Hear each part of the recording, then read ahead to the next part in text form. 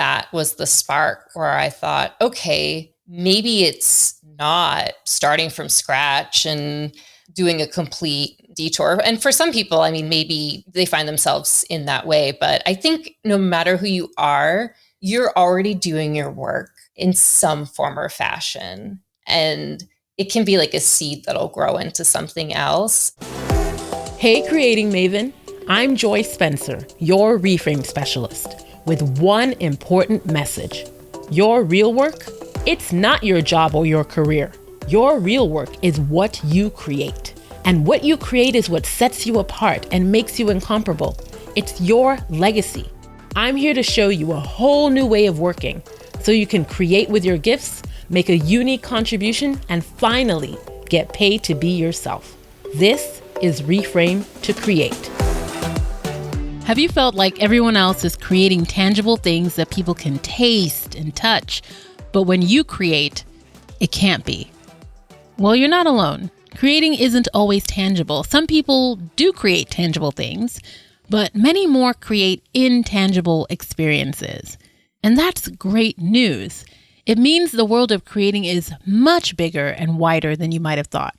My guest today is Katie MacDonald, who, like you, is a Reframe to Create listener, and she's been doing something truly remarkable. She's taken what she's heard me share here and done the work to go deep and integrate it into her understanding of herself and her work.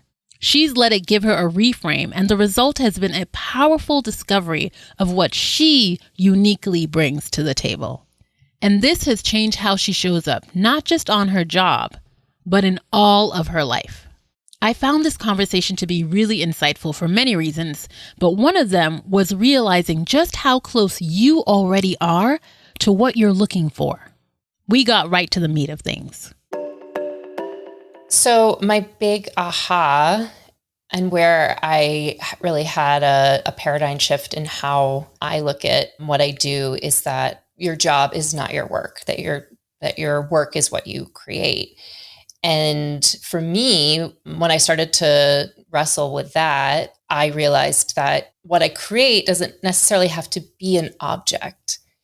And I think for some people it is. And I love that. And people that create art and food, and I do those things for fun too, but that my work and what I contribute might not be that. I think for me, after like lots of reflection and lots of help from the Reframe to Create podcast, I think that what I create is connections, and I bring people together, and that's my work. And that is what I contribute to the world. I love that. Say more, because I love that you're touching on this fact that what you create is not tangible, because I think that people think, oh, most of the people who are creating are the tangible folks. But I think that probably a lot more people are in this intangible space. And so you brought up that you create connection. So say more about that, what you create uniquely, and not just that, what it has meant to you to discover that, and how have you been more intentional about making those connections now that you're so aware that that's your thing? I think as far as like what I mean when I say that I'm making connections for my work, and for so much of work we do, whether it's you're a healthcare provider, or a teacher, or I work in global health and I manage large programs, is in order for something to be a success, you really need people to come together. And often it's people with different skills and different backgrounds. And when you can meet in the middle and really leverage people's skills, and you can create something really amazing. And I think for me, I've often, like for a long time, thought of myself as a connector. Like, I love to plan parties. I'm from a big family. For work, I often put myself in the role of anything where it's like you have to build a coalition or a partnership.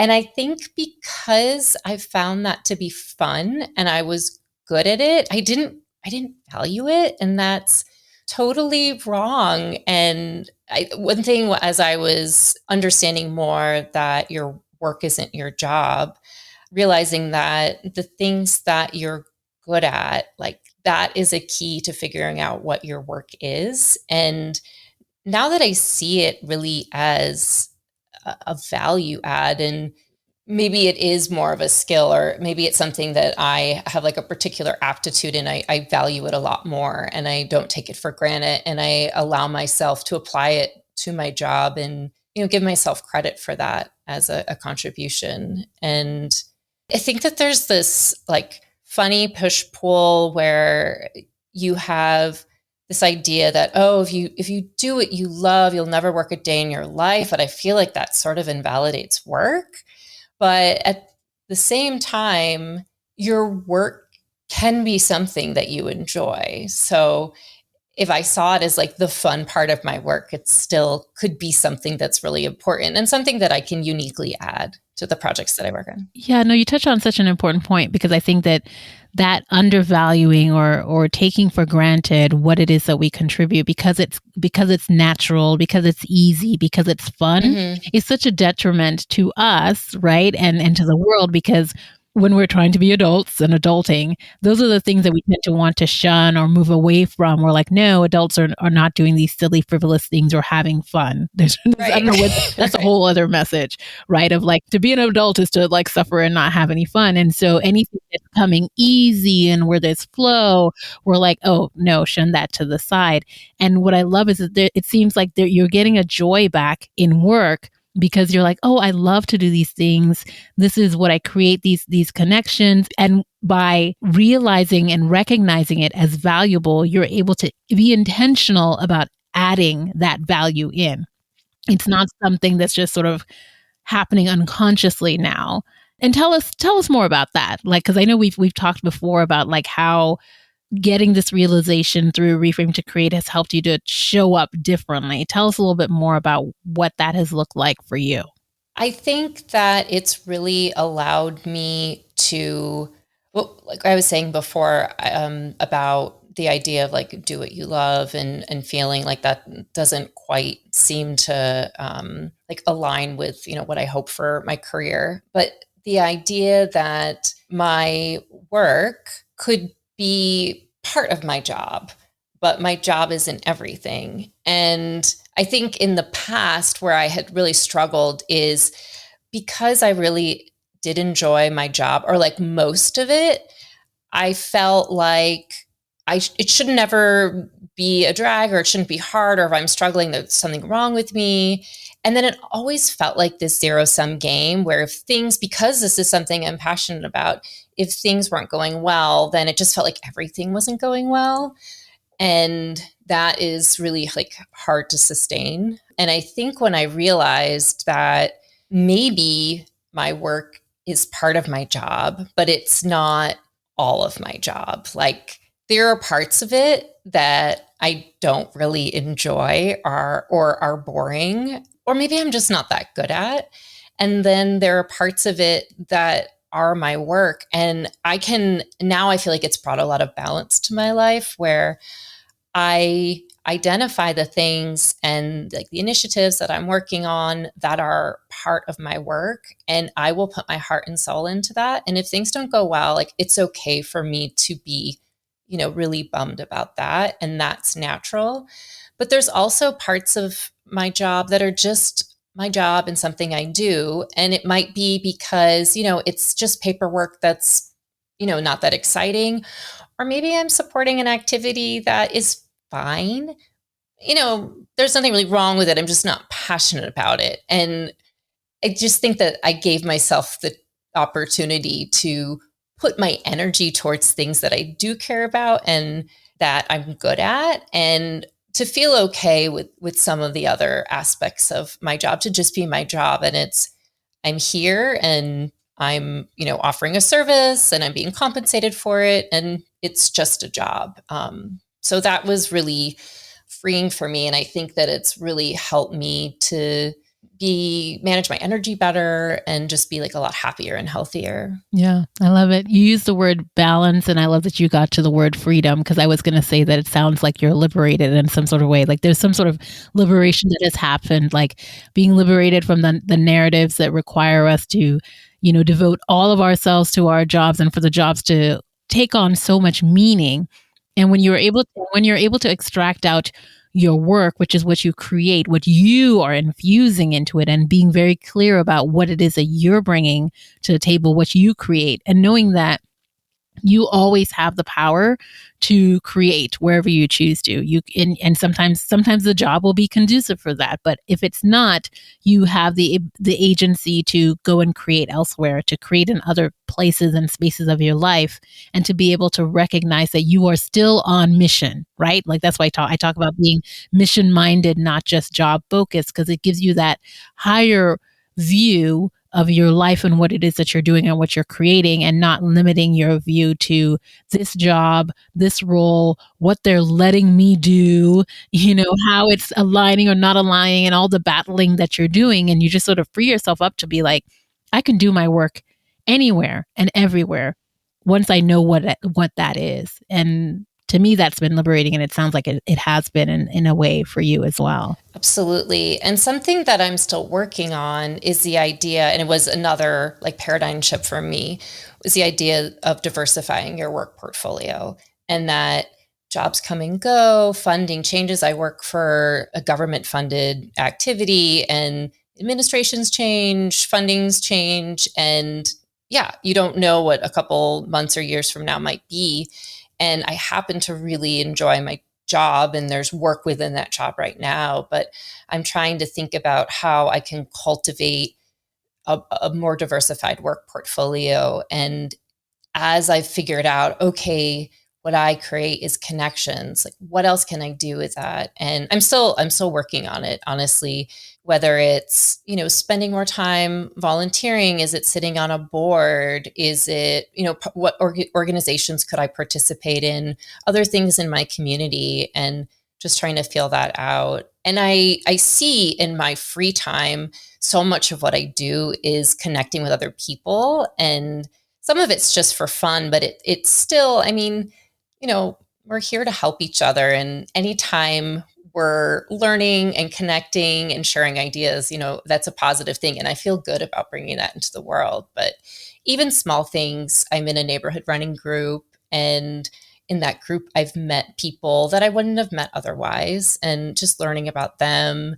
I've volunteered at some local organizations and just connecting with people in my neighborhood. So if people are trying to figure out what their work is, like, look at the things that you're already doing. I think I initially thought, when I was in the past unhappy with my work, or with my job, I thought, okay, I have to like totally start over and do something completely different that I've never thought of before. But most people are probably doing it in some ways. You just have to cultivate it. So that's why I feel like I'm at the beginning. I figured a lot of things out, and I feel so much happier, and Reframe to Create has taught me so much. But it's an evolution. It's, we're all always growing. It is. And so how did you identify that connection was your intangible thing? And how can others, sort of maybe, take tips from you on that particular process? Well, I was working in a job where I was feeling really burnt out, and I was coming off of a couple years of, I was working overseas. I lived in the Democratic Republic of Congo and Bangladesh, and they were great experiences, but tiring, hard to be away from home. And then there was COVID. And at the end of, I guess it's 2 years ago now, I just was exhausted and decided to take a break. And I thought, in my mind, well, a lot of what's brought me here is probably my job, and I'm really burned out. And so the answer is to do something completely different. And I set out to do that. And then I also set out to just rest and spend time doing things that I enjoy. And in that time, I was talking to my friend Jifa, who's a mutual friend of ours, and she recommended your podcast. And I started to listen to it. And I was like, as I mentioned at the beginning, the idea of like, what, work, your job, it's different. Oh, of course. And then I initially thought, okay, well, my work is out there. I got to go find it. And I just, headed for the hills and tried to think of everything that I've never done before, and pursued that, which was a good exercise, because I think it's always good to kind of step out of like what's like our habits and take a fresh look at things. And I applied for a lot of jobs that I wouldn't have applied for, and didn't I didn't get anything that was totally different than like completely outside of what I've been doing the last 15 years or so. But I learned a lot from those people. And I also, I mean, the other thing I was doing was I was resting, and I thought to myself, okay, I'm going to get my energy back by doing things that I enjoy. And I filled my day with volunteering. I spent a lot of time supporting my friends. A friend of mine had to travel for work, and I stayed with her kids. And I flew out to my family's in Chicago and spent time with them and just tried to be really present. And I realized, we had been on this mission to do something completely different, but there were a lot of things that I was doing where I felt fulfilled. And then a thread kind of appeared to me across those different things. And on the surface, you think like volunteering in the kitchen at Martha's table, spending time with your nieces and nephews, caring for a friend who just had surgery, spending a lot of time with the community running group. Like these things are, totally different. But the way I showed up at them in those activities and where I was finding joy was the connection with the people that I was making and the connections within those different groups that I was making. And so I thought, at least I'm on the path to figuring out what my work is. And then I started to see it come up in my previous experiences with jobs. And while I've done a lot of different things, I saw a pattern, and where I was happiest and where I was most productive was when I was connecting with people and bringing different groups of people together. And then that was the spark where I thought, okay, maybe it's not starting from scratch and doing a complete detour. And for some people, I mean, maybe they find themselves in that way. But I think no matter who you are, you're already doing your work in some form or fashion. And it can be like a seed that'll grow into something else. And it's inside of all of us, and we just have to figure out how to actualize it. I love that. No matter who we are, we're all already doing our work. Because you said something earlier about you started observing the way that you show up. Like, how are you showing up in all these different spaces, and what was the pattern, and beginning to observe the pattern of how you were consistently showing up. And it goes back to that as you're thinking about diversifying your work portfolio, it's not like you're going to do different work or something brand new everywhere you go. You're going to be going to different places, but you're going to be doing your work in more and different spaces. And a clue to that is, how do you tend to show up? What's the thing that you always do and create? Like, how are you showing up in all these different spaces, looking at your present moment, but then also looking back at past jobs, past volunteer, past spaces? Like, how have you consistently showed up? What's the thread? What's the pattern that you see? And I love that you were able to do that and give yourself the time and space for that, and then start to see the pattern emerge and realize, oh, I don't have to start from scratch. Oh, I don't have to go out and, it's not like this mystery that's out somewhere. It's here. It's with me. It is me. It's how I show up. And it really is just about paying closer attention and looking for, observing the patterns, and you get you back at the end of the day. Yeah. Yeah. And I definitely feel more like myself than I have in a long time, and did a couple of years ago. And there's less of a strain of trying to fit myself into some, shape, or, try to be someone that's impressive, or, I don't know. It's just more natural. I'm doing things that I enjoy and that I'm good at. Yeah. It's my contribution, and it feels really good. I love it. So what's next for you? What's next for me? Well, I think I love the work that I'm doing. That's part of my job. And I've been at this job for a year now. I think it takes a little while to settle into a job, and continuing to enjoy the work and really focus on some of the projects that mean a lot to me. At the beginning, I was figuring out, what parts of this are my work. And I have a few activities that mean a lot to me, and just making sure that I take the time to prioritize the things that I know are important to me and are my work, and I have a lot to contribute when we're all always pulled in a million different directions. I work in global health, and one of the activities I'm working on I really care about is a lot of what I do is I bring medicines, health commodities that aren't already available in a market into a market. And there's a new product that we're trying to bring into the market in Madagascar, and I'm working with a global manufacturer. I'm working with local importers. I'm working with some of the research people in my office in DC. I'm working with a couple professional associations of nurses and doctors in Madagascar. And I love that I'm able to be the person that's pulling all those threads together. And we're trying to do something that's really different.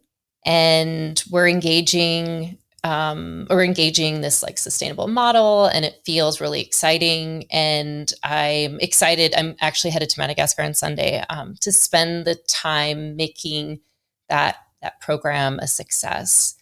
But also, I think what's next for me is making sure that I'm good on my promise to myself to diversify my work portfolio, and looking at what are the things that I want to commit to outside of work, and make sure that I'm taking time for it. And of course, one thing that's so important to me is family and friends, and making sure that I'm not deprioritizing that, and that I'm continuing to grow those connections. For some of the other things that I do for fun, for example, one of the things I did on my work break was I was learning Spanish, trying to learn Spanish. And partially because I thought it would open doors for new places I could work, and also foster connections in my neighborhood. And I was traveling a lot this summer, so I took a little break from that, but considering if that's something that I want to pursue. And then to pick back up again, also just think about what are the different ways that in diversifying my work portfolio, I can spend my time and cultivate. And I think something that might help me do that is talking to friends and seeing what are the other opportunities that they're part of and organizations that they're part of. And also, I think continuing to spend my free time doing things that, I enjoy and nurture me. And then that's when you figure it out. Like, I love to read, and I'm going to go to the National Book Festival this weekend. And I know the friends that I'm meeting there and the authors that I'm going to listen to, that will spark ideas for me. I like that your clarity about what you contribute is around connections, is giving a clarity in your job and outside of your job, and it's giving a clarity of what you're moving toward and what's probably falling to the back for you. So kudos to you for that, because clarity is such a gift, and I'm so happy to hear that you've caught the Reframe to Create message, you've taken it to heart, and that it's yielded so much positivity for you, and you're continuing to move in that direction. What do you want to leave your fellow Reframe to Create listeners with, your great piece of wisdom or encouragement for them? It's some of the things that we were talking about. What your work is probably something that you're already doing. And so look at where you feel joy, look at where you feel at ease, and that might be a clue to figure out what your work is. And most of us, or many of us, are so busy with our jobs to make sure that we know the difference between our job and our work.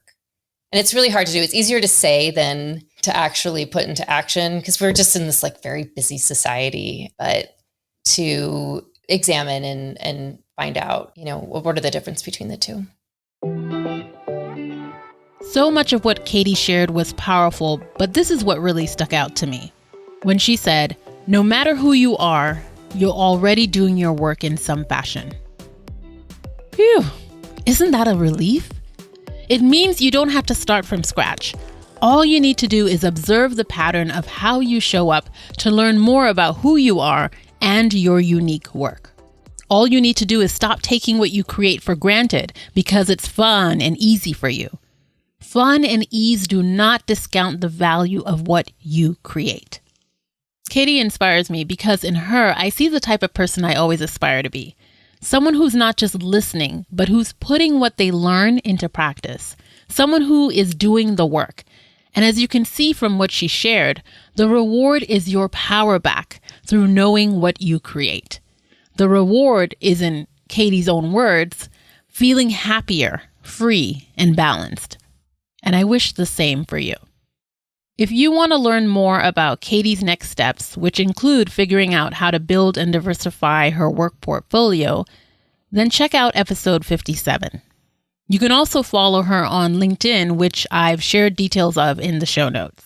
Figuring out how your work is different from your job is your game changer. It can help you be more focused, not just about what you create, but about the types of jobs you lean into, the ones you move away from, and the ones you can tolerate for a bit longer because you know exactly the purpose they serve and how they are supporting your real work. I love helping professionals like you figure this out so that you can get your power back. This paves the road for getting paid to be you.